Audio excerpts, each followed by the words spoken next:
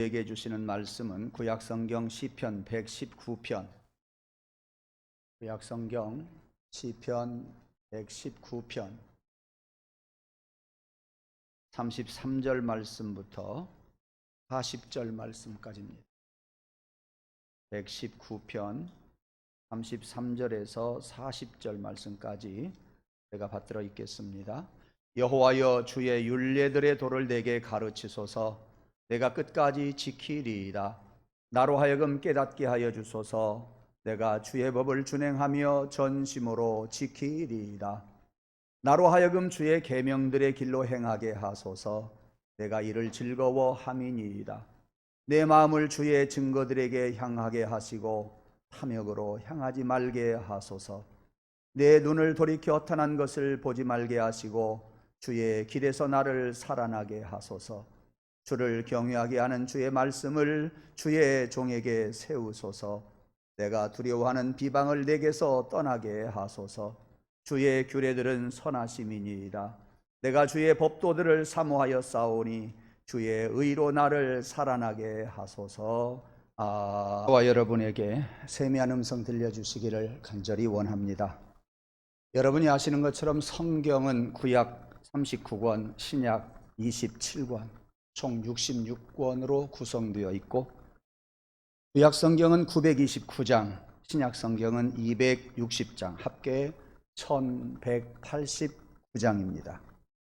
오늘 본문 시편 119편은 176절까지 있습니다. 이렇게 긴 장은 없지요. 1189장 중에서 가장 긴 장이 시편 119편입니다. 그리고 시편 119편은 단락이 22개가 나와요. 문단이 22개가 나온다, 그 말입니다. 그런데요, 구약 성경이 쓰여진 히브리어를 보면 히브리어의 알파벳이 22개입니다.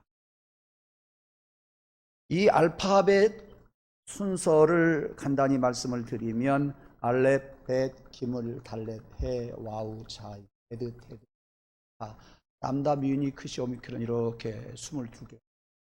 22개 다 못 이루겠어요. 제가 창피 떨까봐 여기까지만. 네. 그런데요, 시편 119편의 문단이 22개인데 그 문단의 첫 자음이 히브리어 알파벳 순서로 되어 있어요. 첫 번째 문단은 알렙으로 시작하고, 두 번째 문단은 두 번째 알파벳인 벳으로 시작하고, 세 번째 문단은 세 번째 알파벳인 기물로 시작하고, 네 번째 문단은 네 번째 알파벳인 달렛으로 출발을 합니다. 그리고 오늘 본문에 나오는 다섯 번째 문단, 이 다섯 번째 문단은 히브리어 알파벳 다섯 번째 자음으로 시작이 돼요. 신기하지요? 네. 이렇게 본문은 다섯 번째 단락으로 알파벳 다섯 번째 해로 시작을 합니다. 해. 이런 방식으로 지어진 이유가 하나님의 자녀들이 반드시 기억해야 할 진리를 깨닫고 잊지 않도록 하기 위해서, 교육하기 위해서 이렇게 지었다고 합니다. 그런데 본문을 자세히 살펴보면 이 다섯 번째 단락은 무엇인가 아주 어려운 환경에 처해 있는 것 같아요. 그 환경에서 건져달라고 이야기해요. 37절과 40절에 보면 건져달라고 하는 정도가 아니라 살아나게 해달라고 이야기를 해요. 오늘도 찬양을 들어보니까 가사가 끝에 가서 살아나게 하소서, 그런 것 같아요. 맞지요? 네? 사랑하며, 저는 설교 준비를 그렇게 해서 그런가 살아나게 하소서 그렇게 들었어요. 그냥 그렇게 알고 계세요. 자, 살아나게 하소서. 얼마나 위급한 환경 속이면 살아나게 하소서 했을까요? 살려달라는 호소예요. 어디에서요? 어디에서 살려달라고 합니까? 시인은 어디에서 살려달라고 말하고 있느냐, 그 말이에요. 예. 근데요, 시인은 그 답을 알고 있는 것 같아요. 시인은 그 방법을 알고 있는 것 같아요. 어디입니까? 방금 말씀을 드린 것처럼 시편 37절 그리고 40절 하반절에 나옵니다. 주의 길에서 나를 살아나게 하소서. 주의 의로 나를 살아나게 하소서. 그래서 제가 다른 성경을 찾아보았어요. 다른 성경을 찾아보니까 좀 더 자세히 우리가 조금 더 이해할 수가 있는 번역을 해놓고 있어요. 어떻게? 주님의 약속하신 대로 나를 아껴주세요. 주님이 약속하신 대로 나를 아껴주세요 그랬고, 주의 의로 새 힘을 얻게 해주세요 그랬고, 주의 길을 활기차게 걷게 해주세요, 이렇게들 설명을 해 놓았습니다. 한마디로 말하라고 한다면 시편 119편 145절에 잘 나와 있습니다. 154절에 나온 것처럼, 154절에 나오는 것처럼 주의 말씀대로 나를 살리소서 그랬습니다. 말씀 안에서 살려달라고 하는 말씀이기도 하고, 말씀대로 가면서 살아나게 해달라고 하는 말씀이기도 합니다. 우리 그리스도인들의 가장 아름다운 삶, 그런 삶이 어떤 삶이겠습니까? 여러 가지 대답이 있겠지요. 그렇지만 가장 아름답고 존귀한 삶은 주님의 말씀대로 사는 삶일 것입니다. 우리 성도들이 그 이상 바랄 것이 무엇이 있겠습니까? 성경에 나오는 위대한 신앙의 선배들도, 그리고 삶을 성공적으로 산 사람들도 보면 모두 주의 말씀대로 산 사람들입니다. 그 내용을 좀 보면 이 말씀 안에서 산다고 하는 것이 쉬운 일은 아니잖아요. 결코 쉽지 않습니다. 힘듭니다.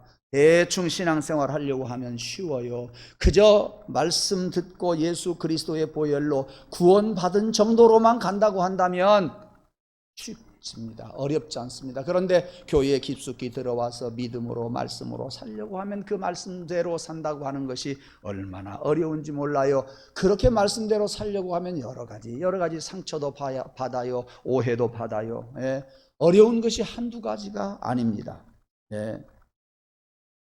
어떤 경우에는 꿀처럼 하나님의 말씀이 달이 단 것도 있지요.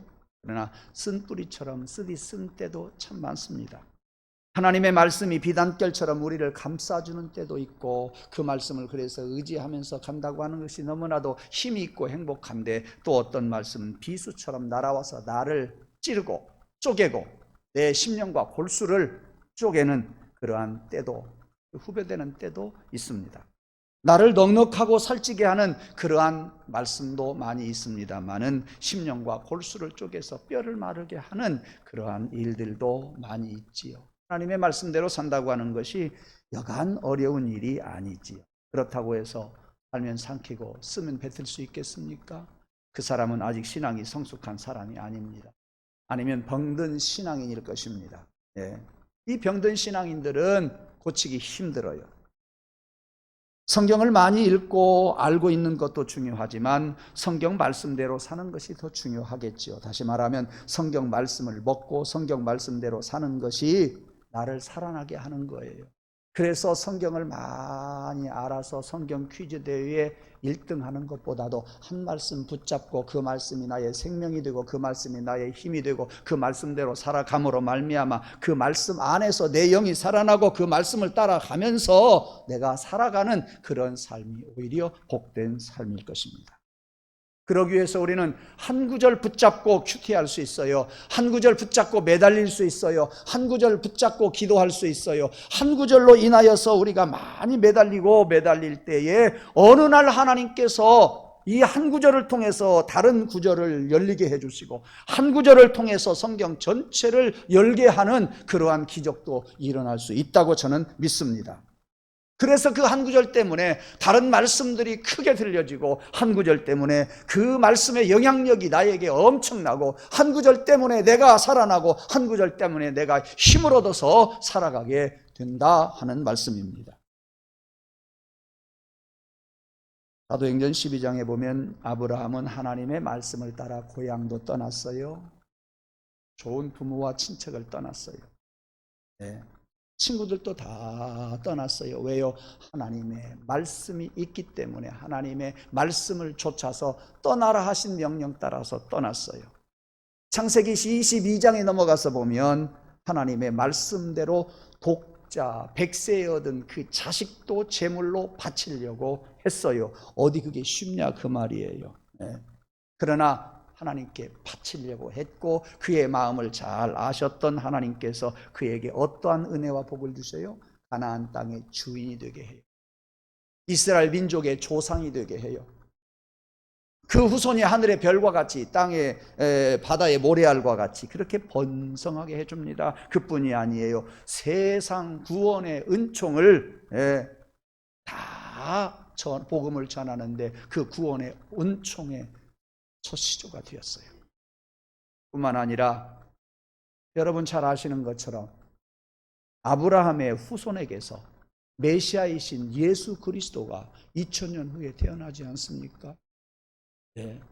이런 아브라함은 하나님의 말씀대로 순종함으로 복을 받게 되었습니다. 친한 친구 두 사람이 있었어요. 한 사람은 가난하지만 가정이 다복했어요. 행복하게 살았고, 다른 친구는 부유하게 살았지만 가정이 그렇게 행복하지를 못하고 불화 속에서 살았습니다. 불화 속에서 살던 이 부자는 행복하게 사는 친구를 바라보면서 뭔가 부러웠어요. 도대체 너는 행복의 비결이, 너희 가정의 행복의 비결이 어디에 있냐 하고 물으니까 내가 알려줄게, 나를 따라오너라 하더니 자기 집으로 데리고 가는 거예요. 문을 열고 집으로 들어가는 순간 아버지가 들어오는 것을 보고 아들이 뛰쳐나옵니다. 며느리가 뛰쳐나옵니다. 손자들이 뛰쳐나옵니다. 그러더니 금방 밥상이 들어와서 이 두 친구는 밥을 먹습니다. 밥을 다 먹은 다음에 이 친구가 아들과 며느리를 불렀어요. 얘들아, 저 마당에 소가 있지 않느냐, 그 소를 지붕 위에 올려라 라고 말씀을 하세요. 아들과 며느리는 두말하지 않고 송아지를 끌고 옵니다. 사닥다리를 놓습니다. 그리고 지붕에다가 멍석을 깝니다. 소를 끌고 올라갑니다. 올라가질까요? 올라갔대요. 올라갔대요. 여러분, 이 피아노 옮기는데요 걱정을 했어요. 올라오더라니까요. 이만한 하늘 밑에다가 놓고 위에다가. 여러분, 우리 교회 계단이 얼마나, 장정 6명이 끌고 올라가는데 올라오더라니까요. 저도 같이 밀었어요. 올라오더라고요. 아마 그 집도 이만한 판자를 만들어 가지고 소를 그 위에다가 올려놓고 앞에서 끌고 뒤에서 각시가 밀고 아마 올라간 것 같아요. 믿거나 말거나. 그러니까 아버지가 또 이야기해요. 야, 다시 송아지 끌고 내려와라. 그러니까 두 말 않고 아들과 며느리는 송아지를 끌어내렸어요. 두 번째, 아들과 며느리를 불러서 아버지가 또 이야기해요. 얘들아, 엊그제 우리가 김장하려고 사온 소금이 있지 않느냐, 그 소금 자루를 들어다가 시냇가에다가, 물 흐르는 시냇가에다 갖다가 푹 잠궈라 그랬어요. 어떻게 되겠어요? 김장 못하지요. 그럴 줄 알면서도 아들과 며느리는 아버지가 시키는 대로 했어요.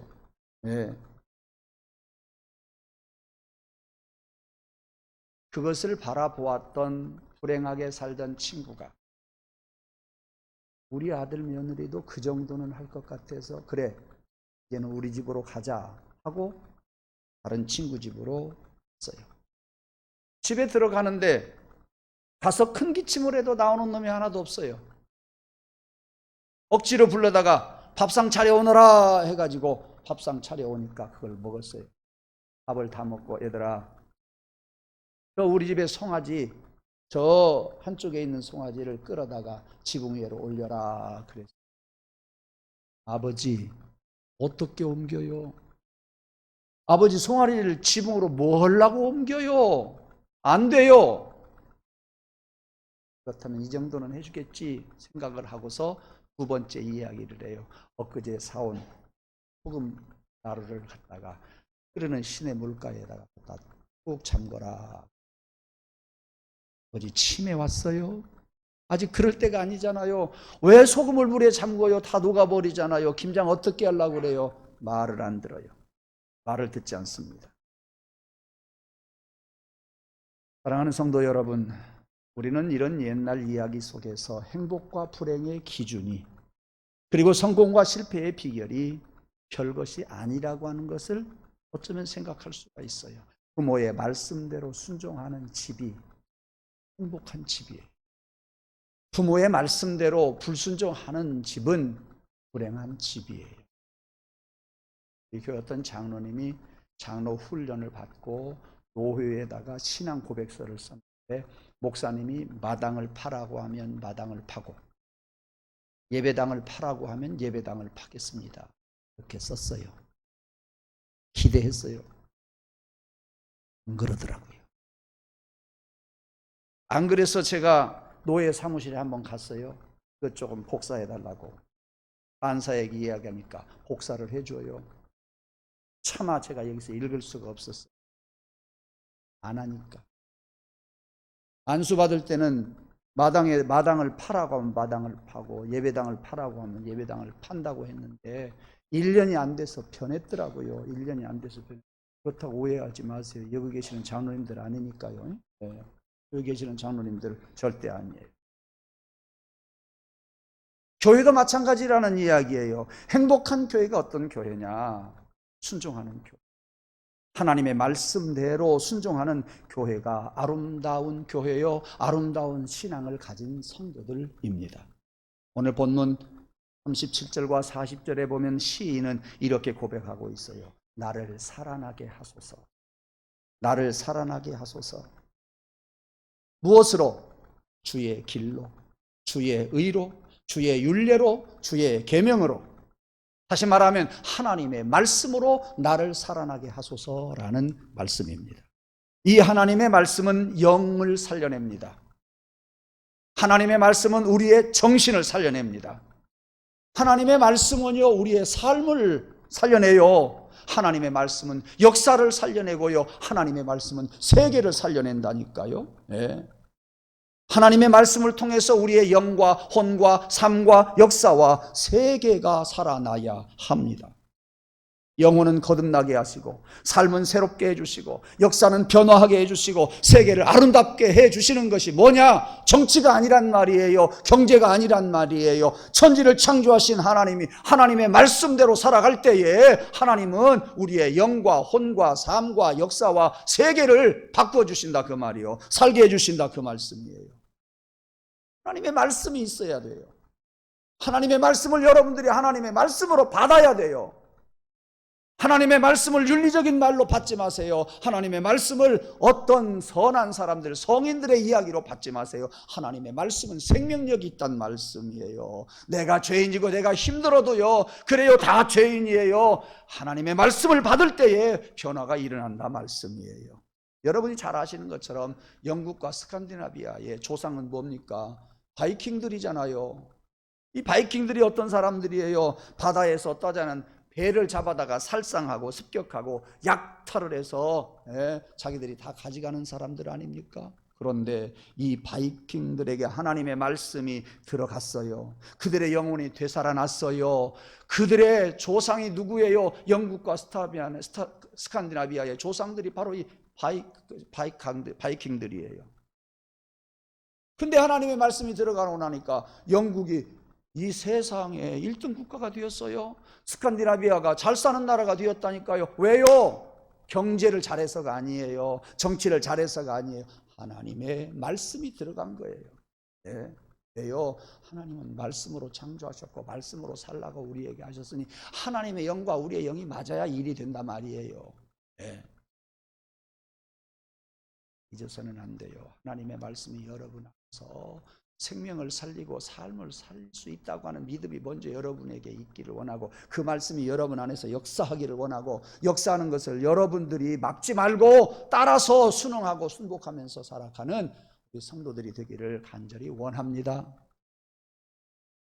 저는 초등학교 때도 교과서에 나왔던 것 같아요. 속리산 입구에 우뚝 서 있는 정이품 소나무. 어려서 교과서에서 많이 봤던 것 같고요. 텔레비전에도 가끔 나왔어요. 그런데 그 소나무가 죽어간다고 하는 소식을 들었고, 그 소나무를 살리기 위해서 아시바, 일본 말인데요, 아시바를 엮어놓은 사진도 보았고요. 아시바를 엮어놓고 거기에다가 링거를 꽂아놨어요. 나무에다가 링거 꽂는 것은 뭐 우리 흔히 볼 수 있는 일 아니겠어요. 그래서 링거를 맞고서 정이품 소나무가 살아났어요. 네. 하나님의 말씀은 죽은 영혼을 살려요. 맥 빠진 영혼, 할딱거리는 영혼, 꼼짝달싹 못하는 영혼 속에 하나님의 말씀은 새로운 활력을 불어넣는다, 그 말이요. 이것이 우리의 믿음이어야 돼요. 이렇게 여러분들이 느껴져야 돼요. 이런 하나님의 말씀이 여러분 안에서 역사하고 있음을 여러분들이 느껴야 된다니까요. 활력을 불어넣어요. 네. 새 힘을 주셔요. 오늘 여기 40절과 37절에 나오는 말씀처럼 살려내는 일을 한다니까요. 활기찬 영혼을 주어서 활기차게 걷게 해주신다니까요. 그래서 오늘 여기 시인은 다짐하고 있네요. 뭐라고요? 33절에 보니까 주의 말씀을 받아 끝까지 지키려고 결의를 다짐합니다 라고 그랬어요. 33절, 여호와여 주의 율례들의 도를 내게 가르치소서. 내가 끝까지 지키리이다. 끝까지 지키리이다. 여기 끝까지라고 하는 말은 에케브라고 하는 히브리어 단어인데요, 어제도 제가 주석을 이렇게 보니까 신기한 것을 발견했어요. 에케브라고 하는 단어가요, 끝까지라고 하는 뜻도 있어요. 그렇지만 상이라고 하는 뜻도 있어요. 끝까지라고 하는 뜻하고 상이라고 하는 뜻과는 전혀 다른데 어찌 이런 두 가지 의미가 있을까? 이 끝까지라고 하는 말은 종말의 의미거든요. 다시 말하면 이 시인이 사는 그날까지, 인생 끝까지 내가 주의 법을 지키겠습니다 하는 각오와 다짐이에요. 그러면 주의 법을 지키는 것하고 상하고 뭐냐? 어떤 관계예요? 주의 법을 지키면서 끝까지 가면 상을 얻어요. 여기서 저는 두 가지 말씀을 드리고 싶어요. 주의 법을 지키면서 살려고 하면, 내 개인의 종말이 올 때까지 주의 법을 지키고 살면 이 땅에서도 우리가 상을 받지만 하나님 나라에 가서도 상을 받는다. 그러므로 끝까지라고 하는 단어와 상이라고 하는 단어는 아하, 이렇게 일맥상통하는구나. 저는 두 가지 의미가 있는 것을 보면서 그렇게 제가 연결을 시켜봤어요. 이해가 돼요? 은혜가 돼요? 한번 다시 물어봐요. 은혜가 됩니까? 이해가 됩니까? 한 번 더, 그렇게 살랍니까? 그래서 상 받기를 주님의 이름으로 축원합니다. 그 다음에 두 번째 34절에 보면 시인은 주님의 말씀과 법을 준행하려고 하는 결심으로 가득 찼어요. 나로 하여금 깨닫게 하여 주소서. 내가 주의 법을 준행하며 전심으로 지키리이다 그랬습니다. 여기 깨닫게 하여 주소서라고 하는 말은 이해하게 해주세요. 무엇을? 하나님의 율법과 하나님의 말씀을 말입니다. 하나님의 말씀을 이해하게 해주세요. 하나님의 법을 이해하게 해주세요. 의무사항을 이해하게 해주세요. 말씀의 특성을, 말씀의 능력을 이해하게 해주세요. 그러니까 하나님의 말씀과 의무사항을 바른 견해를 가질 수 있도록 도와달라는 그러한 이야기예요. 그 다음에 전심으로라고 하는 단어가 나옵니다. 그 말은 달라진 두 마음이 아니라, 전심으로라고 하는 말은 마음이 합해졌다는 이야기예요. 갈라진 두 마음이 아니라 하나의 마음이라는 뜻이에요. 전심으로라고 하는 말은 적어도 본문에서 히브리어를 보면 갈라진 두 마음이 아니라 하나인 마음, 하나의 마음. 이것은 오직 하나, 오직 말씀만 인생의 안내자로 삼겠다는 시인의 고백인 거예요. 여러분들도 오직 하나님의 말씀만 내가 믿고 그 말씀대로 따르며 그 말씀대로 순종하면서 살아가겠으니 하나님 끝까지 그 말씀대로 살아가고자 하는 저에게 힘을 주셔서 상을 주세요. 예. 그 다음에 세 번째 시인은 주의 계명들의 길로 행하겠다고 또 다짐을 하네요. 하나님의 계명들의 길, 단수가 아니라 복수네요. 계명이 여러 개잖아요. 계명들의 길로 행하겠다고 다짐을 합니다. 나로 하여금 주의 계명들의 길로 행하게 하소서. 내가 이를 즐거워함이니이다. 그랬습니다. 여러분, 길은 모든 길이 좋지요. 바른 길이 좋지요. 예. 구불구불하지 않는 고든 길 얼마나 좋아요. 이 길을 다시 그런데 오늘 본문에서 언급을 하고 있어요. 좌로도 우로도 치우치지 않고 하나님의 계명만 지키겠다고 하는 소신을 가진 그런 길 아니겠습니까? 예. 그런데 주의 계명들의 길이라고 하는 것이 어디 쉽냐 그 말이요. 그 계명의 길을 걷는 것이 어렵다 그 말이에요. 매력적인 길이 아니에요. 예, 주의 계명들의 길을 걸어가려고 하는데 그것이 흥미로운 길이 아니라 그 말이에요. 예. 이 길은 장벽이 있어요. 앞을 가로막아요. 험산 출령과 같아요. 여러 가지 장애물들이 놓여 있는 길이 주의 계명들이에요. 그 계명들을 지켜 간다고 하는 것이 이렇게 어렵다 그 말이에요. 처음에는 낮고 순탄한 길 같으나 신앙생활을 하면 할수록 주의 길을 가려고 하면 갈수록 그 길이 점점 가파라지고 그 길이 점점 어려워지는 것을, 험해지는 것을 우리는 잘 알잖아요. 더욱이 거듭나지 못한 자에게는 걸어가기가 너무 힘들어요. 앞이 캄캄해요. 예? 마음이 내키지를 않아요. 예, 절대 어려운 길이지요. 그런데도 불구하고 이 시인은 계명들의 길을 내가 행하겠습니다. 하겠습니다 하고 다짐을 하고 있습니다. 힘들고 어렵고 마음이 내키지 않는 주의 계명들의 길이지만 계명이요. 그 길이 구원의 길이요. 아멘 합시다. 그 길이 생명의 길이요. 그 길이 구원의 길이요. 눈물을 뿌리며 씨를 뿌리는 자는 기쁨으로 거둔다고 말씀하셨습니다. 그 길이 거룩한 길이에요. 우리 사람들을 인도하는 길이기 때문에 시인은 나로 주의 계명들의 길로 행하게 해주세요. 어려워도 그 길 가겠습니다. 힘들어도 그 길 가겠습니다. 결국 종국에 가서 생명의 길, 거룩한 길, 그 구원의 길을 내가 가겠습니다. 도와주세요. 이렇게 말하고 있어요. 시인은 주의 계명을 지극히 사랑했던 것 같아요. 그것을 즐거워했다고 말하네요. 비록 그 길이 좁고 협착해도 찾는 이가 적지만 사는 길이 어렵지만 그 길 가겠다고 힘차게 걸어갈 수 있게 해달라고, 그 계명에 순종하게 해달라고, 그러면 내가 즐겁게 가리라고 그렇게 고백하고 있습니다. 힘들고 어렵지만 그 길 가면 내게 강같은 평화, 강같은 평강한 날이 오게 될 줄로 믿습니다. 네 번째 시인은 36절에 보니까 마음을 탐욕으로 향하지 말게 해주세요. 그렇게 또 기도합니다. 탐욕. 다섯 번째 37절에 보면 시인은 허탄한 것을 보지 않으려고 또 결심합니다. 허탄하다고 하는 말은 히브리어 쏴우라고 하는 단어인데 실제하지 않는 것, 도덕적으로 건전하지 못한 것, 거짓된 것, 이것이 좌우, 허탄입니다. 그런데 그런 허탄한 것을 오지 않게 해달라고 기도하고 있어요. 왜? 주의 말씀대로 살라고. 주의 말씀대로 살려고 다짐하니까 당연히 이런 기도가 나올 수밖에 없습니다. 그런데 말씀을 또 연구하다 보면 재미있어요. 36절에 나온 탐욕하고 37절에 나오는 허탄이라고 하는 말이 우상을 염두에 두고 쓴 말이더라고요.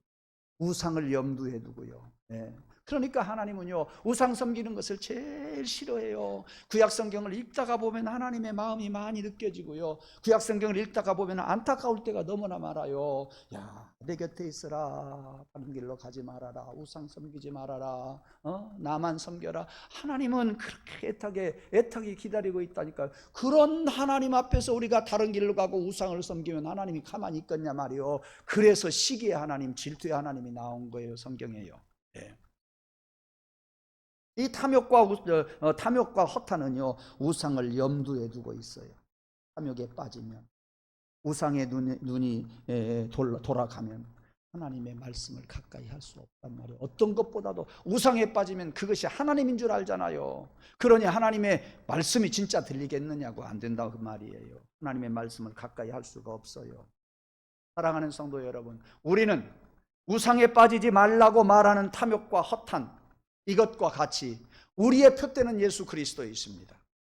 우상 바라보지 말고 우상을 의지하지 말고 우리의 표대이신 예수 그리스도를 향해서 한 단계 한 단계 성화되어 가는, 한 단계 한 단계 성숙해 가는 그런 성도가 되기를 주님의 이름으로 축원합니다. 6번째 38절을 보면 시인은 주를 경외하며 주의 말씀으로 세움받기를 원하고 있어요. 네. 주를 경외하면서 하나님의 말씀으로 내가 세워지기를 원합니다. 그렇게 이야기하고 있어요. 7번째 40절에 보니까 시인은 주의 법도를 사모하며 주의 의로 살게 해주세요 그랬어요. 주의 의로 살아나게 해주세요 그랬습니다. 결론 맺겠습니다.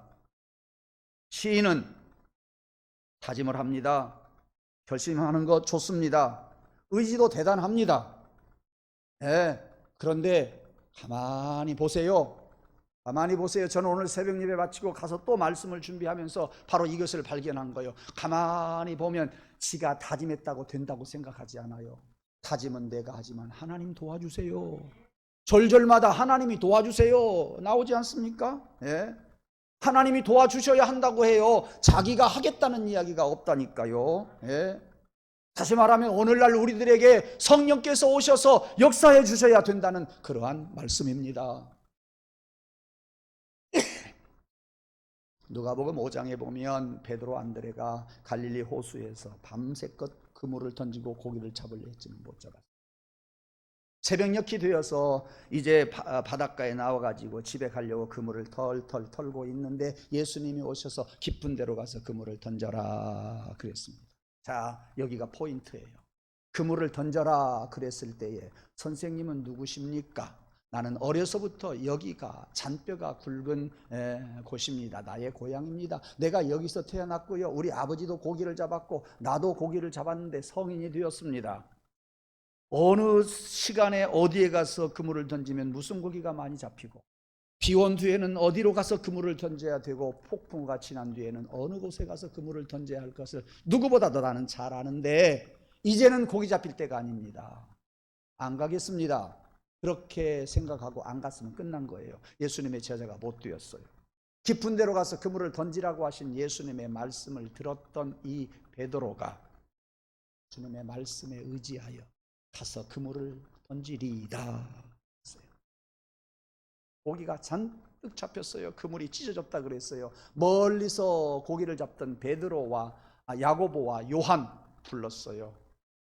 그래서 그 사람들 두 배에다가 가득가득 채워졌어요.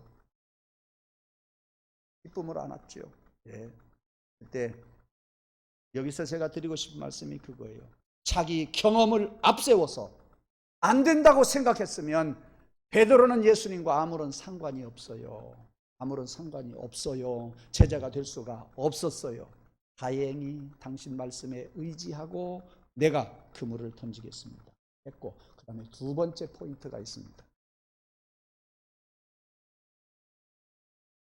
고기를 두 배에다가 가득 실어놓고 베드로는 도대체 저 사람이 누구일까라는 생각을 했겠죠. 우리의 기술 가지고는 절대 이해가 안 되는 일이 벌어졌어요. 그래서 그는 이야기합니다. 예수님의 무릎 앞에 딱 엎드려서 주여 나를 떠나소서. 그리고 하는 말이 나는 죄인이로소이다. 저는 어느 날 이것을 깨달으면서요 얼마나 좋았는지 몰라요. 왜? 이게 학문 가지고 되느냐 그 말이요.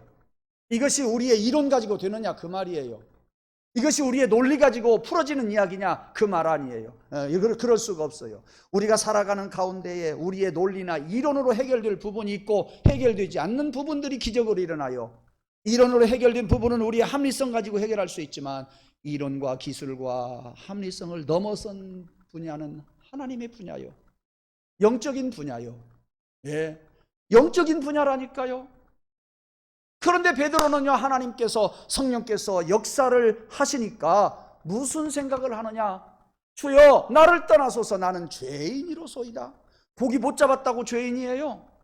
못 잡은 날 또 있었을 거 아니겠어요? 많이 잡은 날도 있었을 것이고 적게 잡은 날도 있었을 거예요. 고기 못 잡았다고 죄인이에요? 아니에요. 그럼에도 불구하고 예수님의 무릎 앞에 딱 엎드려서 주여, 나를 떠나소서, 나는 죄인이로소이다. 순종은 베드로가 했다고 볼 수 있어요. 그것도 자기 마음대로 못하지만 그래도 베드로의 의지 때문에 순종했을까라는 의심은 해요. 그런데 나는 죄인이로소이다. 베드로의 의지 갖고 돼요? 아니요. 이건 성령께서 역사하는 거예요. 사람의 의지와 사람의 합리성, 사람의 기술, 사람의 이론을 넘어선 비이론적인, 비합리적인 그 세계는 하나님의 세계라니까요. 영의 세계라니까요. 그러니까 나는 죄인이로소이다 라고 지금 베드로는 고백을 하는데, 그가 하는 것이 아니라 성령께서 시켜주셨어요. 다짐도, 결심도, 의지도 지금 이 시인은 열심히 했어요. 그럼에도 그가 갈구하는 것은 뭐냐? 내 힘으로 안 됩니다. 하나님 도와주세요. 성령님 도와주세요. 우리들도 마찬가지예요. 베드로처럼 성령님이여 내게 오셔서 나로 하여금 생각하지 못했던 신앙의 고백을 하게 해 주시옵소서. 이것을 우리는 고대해야 돼요. 이것을 우리는 바라봐야 돼요. 성령님께 의지해야 된다 하는 말씀입니다. 그래서 말씀드리는 거예요. 순종은 아무나 하는 거 아니에요. 아무나 죄인이라고 고백하는 거 아니에요. 성령께서 은혜 주시고 성령께서 도와주셔야 돼요. 우리가 살아가는 것은 말씀이 심어져야 돼요. 우리 마음에 가득하게 될 거예요. 여러분 꼭 기억하세요.